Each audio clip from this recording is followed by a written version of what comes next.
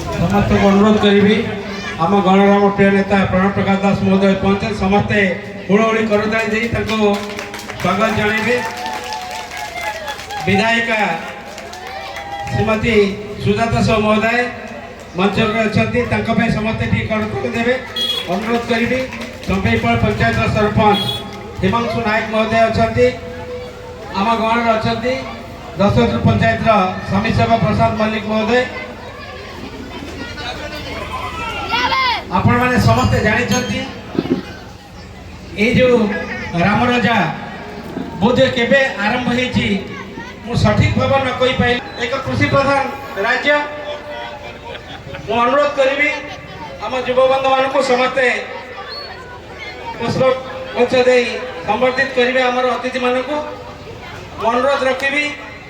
मु आगुरी टिके भफम कहूली ये माटी एक पुण्य माटी। ये माटी कहीं पुण्य से कथा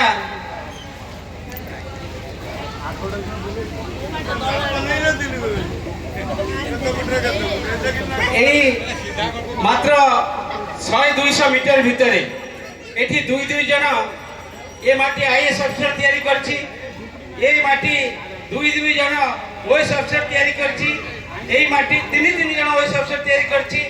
जेते झुपुरी बजार सबुठारो वाणिज्य क्षेत्र जो सुनाम अर्जन करथिला आम गणरे उपस्थित अछंती आमर प्रिय नेता पूर्वतन विधायक पूर्वतन मंत्री आमर भाई आपण मानकर प्रिय नेता प्रणव प्रकाश दास महोदय आम गणरे उपस्थित अछंती जिला सभापति विजु जनता दल सरोज कुमार महापात्र बड़ भाई लुटू भाई आम गणर उपस्थित अच्छा। चंपेईपाल पंचायत सरपंच महोदय दशरथपुर पंचायत समिति सभ्य महोदय आम ब्लॉक सभापति विजु जनता दल अजय महाती महोदय आम गणर उपस्थित अच्छा। आमर मुरबी दशरथपुर माँ मैंने उपस्थित अच्छा। सम्मुख बसुवा मान्यगण्य व्यक्तिवृंद ये अंचल और लुटू भाई मुझे चलिक आसले कहती कौन सी फंक्शन में भाषण रखा आदि उचित नहीं।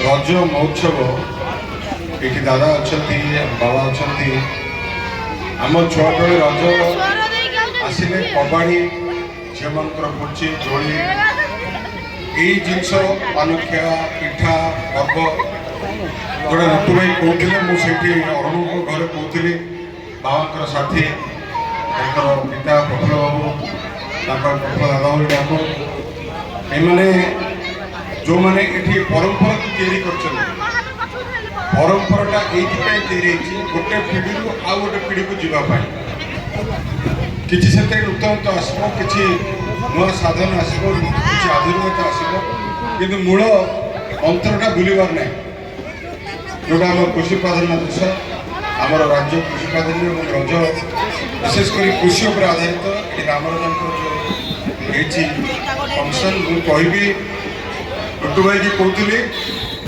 ये जो मैयाठू आरंभ कर रणु पर्यंत गोटे कमिटी करूँ ये पिठा गोटे कंपिटिशन हो ये दोली कंपिटिशन हो ये लोक ये आसंजय करने भाषण शुणापी ना रज महोत्सव गोटे पालन कराए